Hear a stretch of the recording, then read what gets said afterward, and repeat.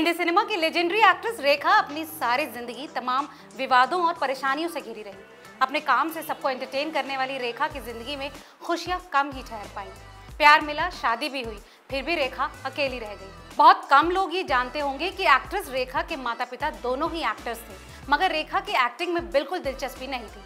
मगर परिवार की माली हालत कुछ ऐसी थी कि रेखा को न चाहते हुए भी फिल्मी दुनिया में कदम रखना पड़ा। रेखा की मां ने उनकी पढ़ाई छुड़वा दी और महज 3 साल की उम्र में रेखा फिल्मों में काम करने लगी। पहले उन्होंने साउथ की फिल्मों में काम किया और बाद में 13 साल की उम्र में वो मुंबई आ गई। आज अभिनेत्री शोहरत के जिस मुकाम पर है, वहां तक पहुंचना हर किसी की किस्मत में नहीं होता। हालांकि कामयाबी का ये सफर इतना आसान नहीं था जितना बाहर से दिखाई देता है।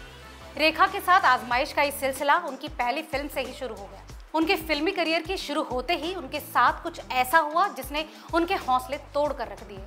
तो ऐसा क्या हुआ था जिसे एक्ट्रेस आज तक भुला नहीं पाई? आइए जानते हैं आज के इस रिपोर्ट में। नमस्कार, मेरा नाम है लता सिंह और आप देख रहे हैं रिपोर्टर जी का हिंदी सिनेमा जगत से जुड़े दिलचस्प किस्सों का स्पेशल। यासिर उस्मान की किताब रेखा द अनटोल्ड स्टोरी के मुताबिक साल 1969 में फिल्म अनजाना सफर से रेखा बॉलीवुड में लीड एक्ट्रेस के तौर पर डेब्यू करने वाली थी।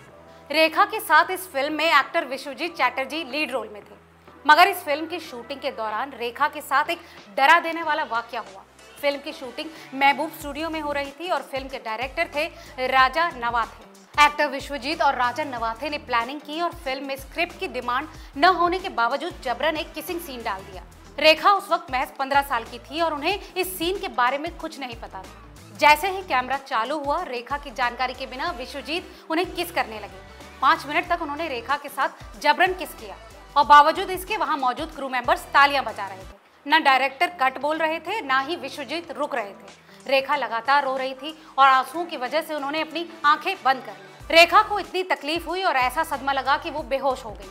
हालांकि रेखा ने होश में आने के बाद अपनी नाराजगी जाहिर की और विवाद काफी बढ़ गया। मगर एक्टर विश्वजीत ने ये कहकर पल्ला झाड़ लिया कि उन्होंने वही किया जो डायरेक्टर ने उनसे करने को कहा था। ये मामला इतना उछला था कि ये वाकया उस वक्त की एक एशियन मैगजीन में भी छपा और खबर विदेश तक जा पहुंची।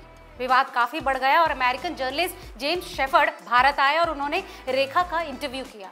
रेखा ने भी खुलकर सारी बातें उनके सामने शेयर की। उस वक्त रेखा महज 15 साल की थी और बढ़ते विवाद के बीच सेंसर बोर्ड ने फिल्म की रिलीज पर रोक लगा दी। 10 साल तक ये फिल्म सेंसर बोर्ड में अटकी रही और बाद में 1989 पूरे 10 साल बाद ये फिल्म दो शिकारी नाम से रिलीज हुई।